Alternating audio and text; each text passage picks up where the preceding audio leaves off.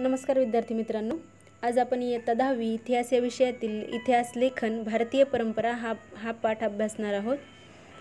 भारतीय इतिहास लेखनाची वाटचाल नेमकी कशी झाली, प्राचीन काळ, मध्ययुगीन काळ आणि आधुनिक काळ असे 3 कालखंडातील इतिहास लेखनाची वाटचाल आपण या प्रकरणामध्ये अभ्यासणार आहोत.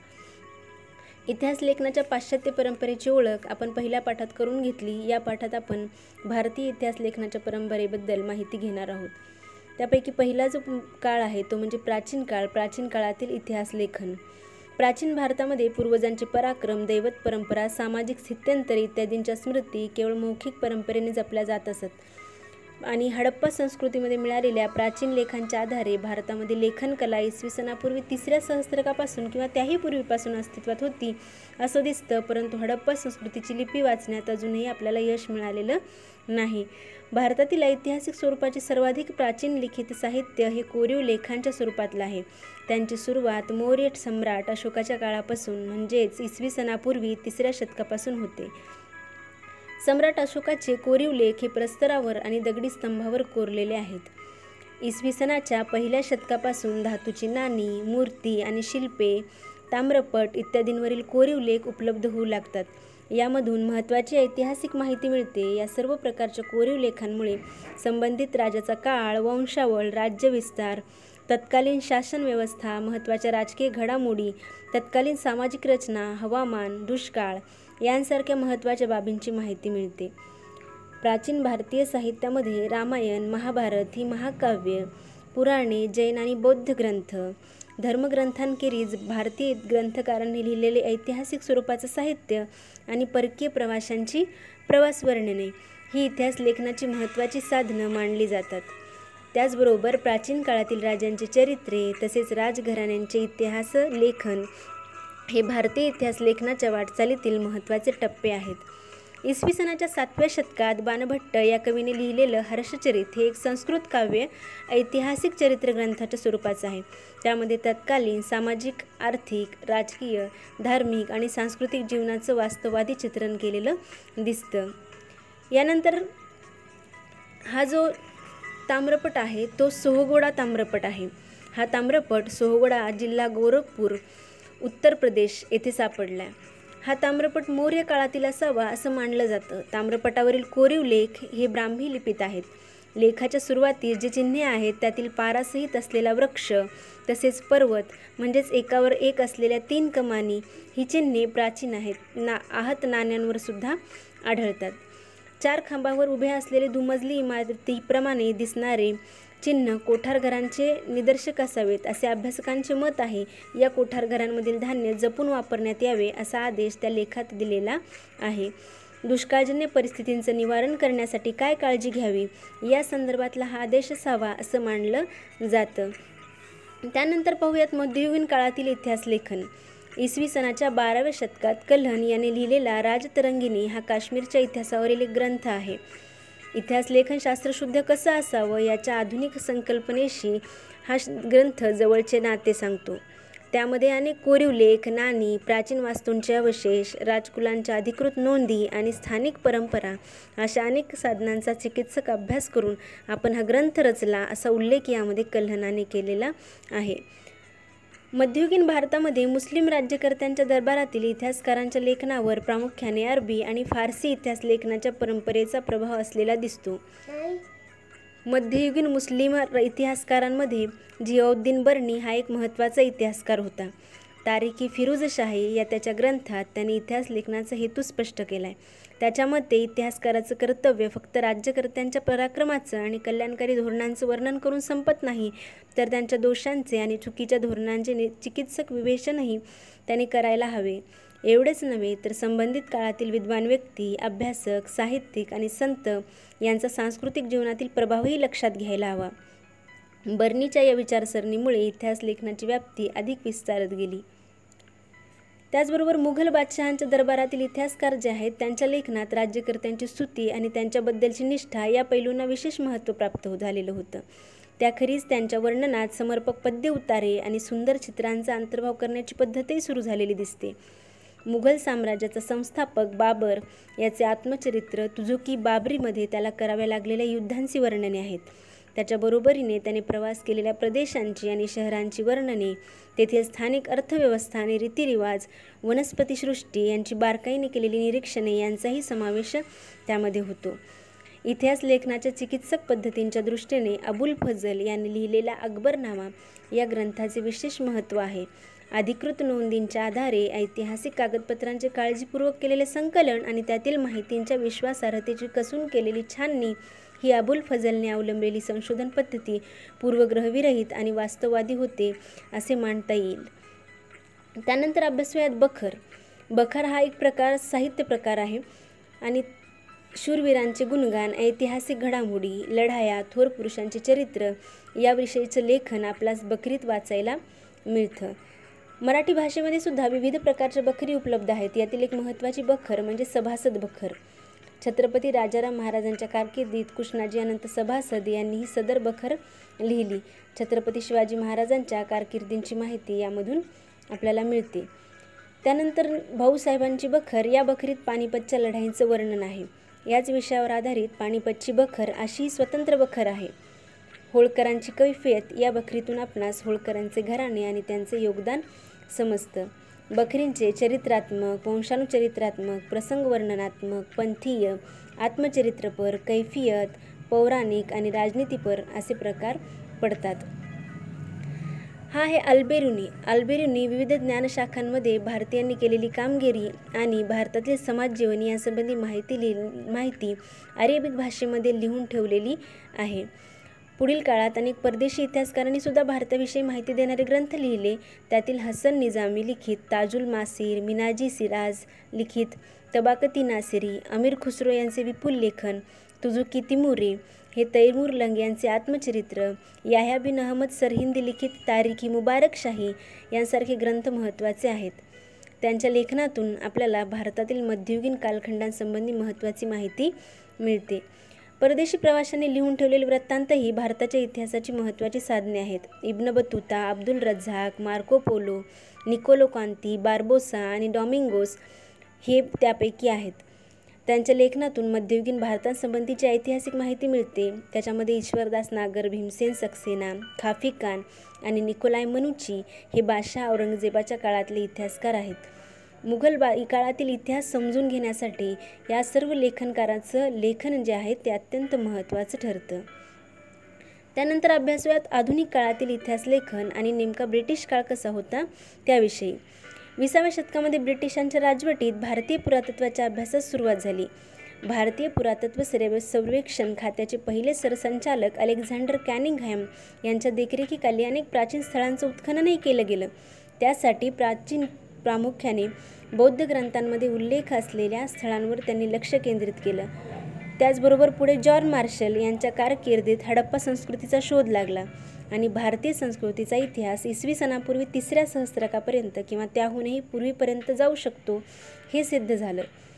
भारतात आलेल्या अनेक ब्रिटिश अधिकाऱ्यांनी सुद्धा भारतीय इतिहासासंबंधी लेखन केलं. त्यांनी केलेल्या लेखनावर मात्र ब्रिटिशांच्या वसाहतवादी धोरणाचा प्रभाव असलेला दिसतो. जेम्स मिल याने लिहिलेल्या the history of British India या ग्रंथाचे 3 खंड 1817 साली प्रसिद्ध झाले. ब्रिटिश इतिहासकाराने भारतीय इतिहासावर लिहिलेला हा पहिला ग्रंथ. त्याच्या लेखनात वस्तुनिष्ठ दृष्टिकोनाचा अभाव आणि भारतीय संस्कृतीच्या विविध पैलू संबंधीचा पूर्वग्रह दूषित दृष्टिकोन स्पष्टपणे उमटलेला दिसतो. सन 1841 मध्ये माउंट स्टुअर्ट एल्फिन्स्टन यांनी द हिस्ट्री ऑफ इंडिया हा ग्रंथ लिहिला. माउंट स्टुअर्ट एल्फिन्स्टन हे मुंबईचे गव्हर्नर 1819 ते 1827 या काळामध्ये होते. भारताच्या इतिहासामध्ये मराठी साम्राज्याच्या कालखंडाचे स्थान अत्यंत महत्त्वाचे आहे. मराठी साम्राज्याचा इतिहास लिहिणाऱ्या ब्रिटिश अधिकाऱ्यांमध्ये जेम्स ग्रँट डफ याचं नाव महत्त्वाचं मानलं जातं, कारण त्यांनी हिस्ट्री ऑफ द मराठाज हा ग्रंथ लिहिला. या ग्रंथाचे 3 खंड आहेत. भारतीय संस्कृती आणि इतिहास यांना कमी लेखण्याची ब्रिटिश अधिकाऱ्यांची प्रवृत्ती ग्रँट डफ यांच्या लेखनातही स्पष्टपणे उमटलेली दिसते. अशीच प्रवृत्ती राजस्थानचा इतिहास लिहिताना कर्नल टॉड सारख्या अधिकाऱ्याच्या लेखनातसुद्धा आढळते. विल्यम विल्सन हंटर यांनी हिंदुस्थानचा द्विखंडात्मक इतिहास लिहिला. त्यामध्ये त्याची निपक्षपाती वृत्ती दिसते. डफ यांच्या इतिहास लेखनाच्या मर्यादा भारतीय इतिहासकार नीळकंठ जनार्दन कीर्तने आणि वि. का. राजवाडे यांनी 19व्या शतकात मात्र समाजाला दाखवून दिल्या.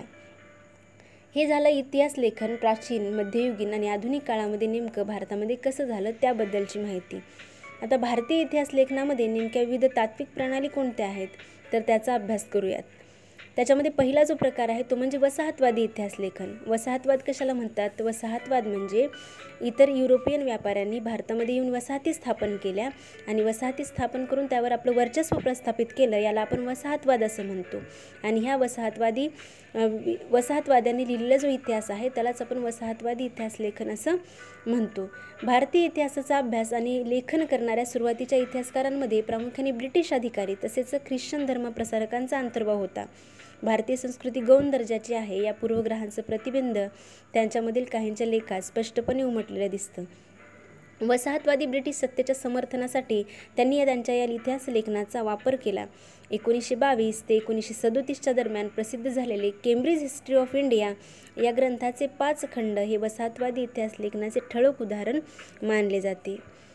त्यानंतरचा जो प्रकार आहे तो म्हणजे प्राच्यवादी इतिहास लेखन. नेमकं प्राच्यवादी म्हणजे काय तर युरोपमधील अभ्यासकांमध्ये पूर्वेकडील संस्कृती आणि देश यांच्यामध्ये कुतूहल जागृत झालेलं होतं. त्याबद्दल आदर आणि कौतुक असलेले सुद्धा त्यामध्ये काही अभ्यासक होते, तर त्यांना प्राच्यवादी असं म्हटलं जातं. प्राच्यवादी अभ्यासकांनी नेमकं काय कार्य केलं? त्यांनी संस्कृत आणि युरोपीय भाषांमधील साधर्म्याचा अभ्यास केला. वैदिक वाङ्मय आणि संस्कृत साहित्याचा अभ्यास करण्यावर प्राच्यवादी विद्वानांनी भर दिला. त्यातून या भाषांची जननी असणारी एक प्राचीन इंडो युरोपियन भाषा होती अशी त्यांनी कल्पना मांडली. इसवी सन 1784 सन विल्यम जोन्स यांनी कोलकाता येथे एशियाटिक सोसायटीची स्थापना केली.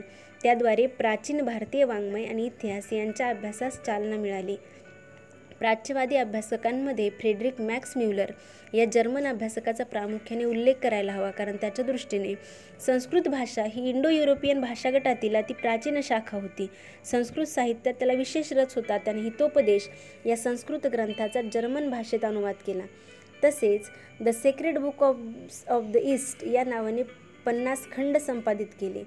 त्याने ऋग्वेदाचे संकलन करण्याचे काम केले. ते जे 6 खंड आहेत ते 6 खंडांमध्ये प्रसिद्ध झालं आणि त्यांनी ऋग्वेदाचा जर्मन भाषेमध्ये सुद्धा अनुवाद केलेला होता. अलीकडच्या काळामध्ये प्राच्य विद्यावंतांच्या लेखनामध्ये जे काही साम्राज्यवादी धोरण दिसतं तर त्याला प्रकाशात आणण्याचं काम एडवर्ड सेद या विद्वानाने केलेलं आढळतं. त्यानंतरचा जो प्रकार आहे तो म्हणजे राष्ट्रवादी इतिहास लेखन. राष्ट्रवाद हा जो घटक आहे तो आपण इयत्ता 8वीमध्ये शिकलो. 19व्या शतकामध्ये आणि 20व्या शतकामध्ये इंग्रजी शिक्षण पद्धतीमध्ये शिकून तयार झालेले जे भारतीय आहेत त्यांच्या इतिहासकारांमध्ये लेखनासंबंधी भारतीयांची आत्मजागणीव जागृत करणं आणि प्राचीन वैभवाचा अभिमान जागृत करण्याकडे असलेला कल दिसतो. त्यांच्या लेखनास राष्ट्रवादी इतिहास लेखन असं म्हटलं जातं. महाराष्ट्रातल्या राष्ट्रवादी इतिहास लेखनात विष्णुशास्त्री चिपळूणकर यांच्यापासून प्रेरणा मिळालेली दिसते. ब्रिटिश अधिकाऱ्यांनी लिहिलेला प्राचीन भारताचा पूर्वग्रहदूषित इतिहास याला त्यांनी विरोध केला. त्याचबरोबर अशा प्रकारे राष्ट्रवादी लेखन करणाऱ्या इतिहासकारांनी भारताच्या इतिहासातील सुवर्णकाळ शोधण्याचा प्रयत्न केला असंही म्हटलं जातं. असे करत असताना प्रसंगी ऐतिहासिक वास्तव झुगारून त्याची चिकित्सकपूर्व छाननी करण्याकडेही दुर्लक्ष केलं गेलं असा राष्ट्रवादी इतिहास लेखनावर आक्षेपही घेतला जातो. यामध्ये आपल्याला महादेव गोविंद रानडे, रामकृष्ण गोपाळ भांडारकर, विनायक दामोदर सावरकर, राजेंद्रलाल मिश्र, रमेशचंद्र मुजुमदार, काशीप्रसाद जयस्वाल, राधाकुमुद मुखर्जी, भगवानलाल इंद्रजी, वासुदेव विष्णू मिराशी, अनंत सदाशिव आळतेकर ही काही राष्ट्रवादी इतिहासकारांची नावे उदाहरणादाखल देता येतील. न्यायमूर्ती महादेव गोविंद रानडे यांचं नाव ऐकले. The rise of the Maratha power हा ग्रंथ त्यांनी लिहिला आणि ह्या ग्रंथामध्ये त्यांनी मराठा सत्तेच्या उदयाची पार्श्वभूमी विस्ताराने मांडली. त्यांच्या मते मराठी सत्तेचा उदय म्हणजे अचानक पेटलेला वणवा नसून त्याची सामाजिक, सांस्कृतिक व धार्मिक क्षेत्रातील तयारी बराच काळ महाराष्ट्रात चालू होती असं त्यांनी या ग्रंथामध्ये प्रतिपादन केलं. याच्यानंतर आपल्याला इतिहास लेखक करणारे विकार राजवाडे यांच्याविषयी माहिती अभ्यासायची आहे. इतिहास लेखन, भाषाशास्त्र, व्युत्पत्ती, व्याकरण अशा अनेक विषयांमध्ये त्यांनी मूलभूत संशोधन केलं आणि मराठी भाषेतून लेखन करणारे इतिहासकार म्हणून राजवाडे यांची ओळख आहे. आपला इतिहास आपणच लिहिला पाहिजे याचा पुरस्कार त्यांनी केला. मराठ्यांच्या इतिहासाची साधने असं शीर्षक असणारे 22 खंड त्यांनी संपादित केले. त्यातील त्यांच्या प्रस्तावना अत्यंत अभ्यासपूर्ण रीतीने त्यांनी लिहिलेल्या आहेत. इतिहास म्हणजे भूतकाळातील घटनांचं सर्वांगीण समग्र जीवन दर्शन केवळ राजकीय घडामोडी, सत्तांतरासाठी कट कारस्थाने आणि युद्धे यांच्याच हकीकती नव्हेत असं त्यांनी या ग्रंथामध्ये मांडलं. अस्सल कागदपत्रांच्याच आधारे इतिहास लिहिला पाहिजे असा त्यांचा आग्रह होता. इतिहासाच्या संशोधनाच्या कार्यासाठी वि. का. राजवाडे यांनी पुण्यात 7 जुलै 1910 रोजी भारत इतिहास संशोधक मंडळ स्थापन केलं. त्यांच्या मते मानवी इतिहास काल व स्थल यांनी बद्ध झालेले आहे. कोणत्याही प्रसंगाचं वर्णन द्यायचं म्हटलं तर त्या प्रसंगाचा परिष्कार विशिष्ट कालावर व विशिष्ट स्थलावर पसरवून दाखवला पाहिजे. कारण काल, स्थल व व्यक्ती या त्रयींची जी सांगड तिलाच प्रसंग व ऐतिहासिक प्रसंग अशी संज्ञा देता येईल, अन्यथा देता येणार नाही. त्यानंतर विनायक दामोदर सावरकरांनी भारतीय ब्रिटिशांविरुद्ध दिलेल्या स्वातंत्र्य लढ्याला प्रेरणा देण्यासाठी राष्ट्रवादी इतिहास लेखनाचा उपयोग करून घेतला. स्वातंत्र्यवीर व. दा. सावरकरांनी लिहिलेलं the Indian war of independence 1857 स्वातंत्र्य समर या पुस्तकांचं विशेष महत्त्व आहे. राष्ट्रवादी इतिहास लेखनाच्या प्रभावामुळे प्रादेशिक इतिहास लिहिण्यालाही चालना मिळाली आणि दक्षिण भारताच्या भौगोलिक वैशिष्ट्यांकडे आणि इतिहासाकडे इतिहासकारांचं स्वतंत्रपणे लक्ष वेधलं गेलं. त्यानंतर स्वातंत्र्योत्तर काळामध्ये नेमकं कोणतं इतिहास लेखन गेलं त्यामध्ये पहिल्यांदा राजघरांच्या इतिहासावर भर देणारे इतिहास लेखन केलं जात असताना सांस्कृतिक, सामाजिक, आर्थिक इतिहासही लिहिण्यास सुरुवात झाली. स्वातंत्र्योत्तर काळात समाज, विज्ञान, अर्थव्यवस्था, राजकीय प्रणाली, धार्मिक विचारसरणी, सांस्कृतिक पैलू यांचा इतिहास अभ्यासण्याची आवश्यकता विचारवंतांना वाटली आणि या काळातील इतिहास लेखनात प्रामुख्याने 3 वैचारिक प्रवाह निर्माण झाले. त्याच्यामध्ये पहिला प्रकार म्हणजे मार्क्सवादी इतिहास, दुसरा वंचितांचा इतिहास, त्यालाच आपण सबऑल्टर्न इतिहास असं म्हणतो, आणि त्यानंतर तिसरा जो प्रकार आहे तो म्हणजे स्त्रीवादी इतिहास. याच्यामध्ये पहिला प्रकार अभ्यासूया तो म्हणजे मार्क्सवादी इतिहास. मार्क्सवादी इतिहासकारांच्या लेखनात आर्थिक व्यवस्थेतील उत्पादनाची साधने, पद्धती आणि उत्पादनाच्या प्रक्रियेतील मानवी संबंध यांचा विचार मध्यवर्ती होता. प्रत्येक सामाजिक घटनेचा सर्वसामान्य लोकांवर काय परिणाम होतो याचे विश्लेषण करणे हे मार्क्सवादी इतिहास लेखनाचं महत्त्वाचं सूत्र मानलं जातं. मार्क्सवादी इतिहासकारांनी जातीव्यवस्थेत होत गेलेल्या बदलांचा अभ्यास केला. भारतामध्ये मार्क्सवादी इतिहास लेखन पद्धतीचा अवलंब प्रभावी रीतीने करणाऱ्या इतिहासकारांमध्ये दामोदर धर्मानंद कोसंबी, कॉम्रेड श्रीपाद अमृत डांगे, रामचरण शर्मा, कॉम्रेड शरद पाटील इत्यादींचे योगदान महत्त्वाचं आहे. डांगे हे भारतीय कम्युनिस्ट पक्षाच्या संस्थापक सदस्यांपैकी एक होते. त्यांचे प्रिमिटिव्ह कम्युनिझम टू स्लेव्हरी हे पुस्तक मार्क्सवादी इतिहास लेखनाचं उदाहरण म्हणून सांगता येईल. त्याच्यानंतरचा जो प्रकार आहे तो म्हणजे वंचितांचा किंवा सबऑल्टर्न इतिहास. वंचित समूहांचा इतिहास लिहिण्याची सुरुवात मार्क्सवादी इतिहास लेखनाच्या परंपरेतून झाली असं म्हणता येईल. इतिहास लेखनाची सुरुवात समाजाच्या तळाशी असलेल्या सर्वसामान्य लोकांच्या स्तरापासून करायला पाहिजे ही कल्पना मागण्यामागे अँटोनियो ग्रामची या इटालियन तत्त्वज्ञाचं स्थान महत्त्वाचं आहे. वंचितांचा इतिहास लिहिण्यासाठी लोकपरंपरा हे एक महत्त्वाचं साधन मानलं गेलं आहे. वंचितांच्या इतिहासाला एक महत्त्वाची विचारसरणी म्हणून स्थान मिळवून देण्याचं काम रणजित गुहा या भारतीय इतिहासकाराने केलेलं होतं. परंतु त्यापूर्वीच भारतामध्ये वंचितांच्या इतिहासाचा विचार महात्मा ज्योतिराव फुले आणि डॉक्टर बाबासाहेब आंबेडकर यांच्या लेखनातून दिसतो. महात्मा फुले यांनी गुलामगिरी या त्यांच्या पुस्तकात शूद्रातिशूद्रांचा इतिहास नव्याने उलगडून दाखवला. धर्माच्या नावाखाली स्त्रिया, शूद्र व अतिशूद्र यांच्या होणाऱ्या शोषणाकडे त्यांनी त्यांच्या ग्रंथामधून लक्ष वेधलं. त्याचबरोबर भारताच्या सांस्कृतिक आणि राजकीय दलित वर्गाचा मोठा वाटा आहे. भारताच्या वसाहतवादी आणि राष्ट्रवादी इतिहास लेखनात त्याकडे मात्र दुर्लक्ष केलं गेलं. डॉक्टर बाबासाहेब आंबेडकरांनी ही गोष्ट केंद्रस्थानी ठेवून सतत लेखन केलं. त्यांनी केलेल्या विपुल लेखनांपैकी हू वेअर द शूद्राज आणि द अनटचेबल्स हे ग्रंथ वंचितांच्या इतिहासाचं उदाहरण म्हणून सांगता येतील. त्यानंतरचा जो प्रकार आहे तो म्हणजे स्त्रीवादी इतिहास लेखन. भारतीय इतिहास लेखनाच्या क्षेत्रात सुरुवातीस प्रामुख्याने पुरुष अभ्यासक कार्यरत असल्याने भारतीय इतिहासातील स्त्रियांचं स्थान आणि त्यांची कामगिरी हा विषय तुलनेने प्रत्येक वेळी दुर्लक्षित केला गेला आणि त्यावर प्रकाश टाकून स्त्रीवादी इतिहासकारांपुढे ते आणणं हे सगळ्यात मोठं आव्हान होतं. तसेच स्त्रियांनी निर्मिलेल्या साहित्याचं संशोधन आणि संकलन करणंही आवश्यक होतं. इतिहासातील स्त्रियांच्या स्थानांचा विचार नव्याने होणंही आवश्यक होतं. त्याच पद्धतीने 19व्या शतकामध्ये काही स्त्रिया स्त्रीवादी लेखनाविषयी पुढे आल्या. त्याच्यामध्ये आपल्याला ताराबाई शिंदे यांचं नाव अग्रभागी ठेवता येतं. त्यांनी पुरुषप्रधान व्यवस्था आणि जाती व्यवस्था यांना विरोध करणारं लेखन केलं. सन 1882मध्ये प्रसिद्ध झालेले स्त्री पुरुष तोलना हे त्यांचं पहिलं पुस्तक स्त्रीवादी लेखन समजलं जातं. सन 1888मध्ये पंडिता रमाबाई यांचे the high caste Hindu woman हे पुस्तक प्रसिद्ध झालं. स्वातंत्र्योत्तर काळामध्ये झालेलं लेखन स्त्रियांना घरी आणि कामाच्या ठिकाणी मिळणारी वागणूक, त्यांचा राजकीय समतेचा हक्क यांसारख्या विषयावर केंद्रित झालेलं दिसतं. अलीकडच्या काळात प्रसिद्ध झालेल्या स्त्रीवादी लेखनात मीरा कोसंबी यांच्या crossing thresholds feminist ages in social history या पुस्तकाचा उल्लेख आपल्याला करता येईल.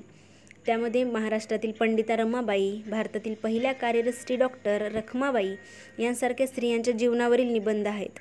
महाराष्ट्रामध्ये दलित स्त्रियांच्या दृष्टिकोनातून सामाजिक वर्ग, जात इत्यादी बाबींच्या संदर्भातही लेखन केलं गेलं. त्यामध्ये शर्मिला रेगे यांचं लेखन महत्त्वाचं आहे. Writing caste, writing gender, reading Dalit women's testimonies यामध्ये दलित स्त्रियांच्या आत्मचरित्रावर त्यांनी लिहिलेल्या निबंधांचं संकलन आहे. विशिष्ट विचारप्रणालीचा आश्रय न घेता इतिहास लिहिणाऱ्यांमध्ये सर यदुनाथ सरकार, सुरेंद्रनाथ सेन, रियासतकार गोस सरदेसाई, त्र्यंबक शंकर शेजवलकर यांचाही त्यामध्ये नामोल्लेख करावा लागेल. यामध्ये तुम्ही रियासतकार हे नाव कधी ऐकले का? गोविंद सखाराम सरदेसाई यांनी मराठी रियासत हे जे प्रसिद्ध इतिहास लेखन केले, त्यांनी हे इतिहास लेखन करून मराठी इतिहास लेखन क्षेत्रात मोठी कामगिरी केली आणि त्यांचं हे कार्य इतकं लोकप्रिय झालं की समाज त्यांना रियासतकार म्हणून ओळखू लागला. त्यांनी मराठ्यांचा समग्र इतिहास अनेक खंडांमध्ये प्रकाशित केलेला आहे. अलीकडच्या काळामध्ये यदी फडके, रामचंद्र गुहा इत्यादी संशोधकांनी आधुनिक इतिहास लेखनात महत्त्वाची कामगिरी बजावली. त्याचबरोबर भारतीय इतिहास लेखनावर भारतात उदयाला आलेल्या सामाजिक राजकीय चळवळींचा सुद्धा प्रभाव पडलेला दिसून येतो. त्यांच्या बरोबरीने भारतीय इतिहास लेखनाची परंपरा स्वतंत्रपणे आणि समृद्धरित्या विकसित होत गेलेली दिसते. इथे आपला इयत्ता 10वीचा पाठ क्रमांक 2 इतिहास लेखन भारतीय परंपरा हा पाठ संपतो. धन्यवाद.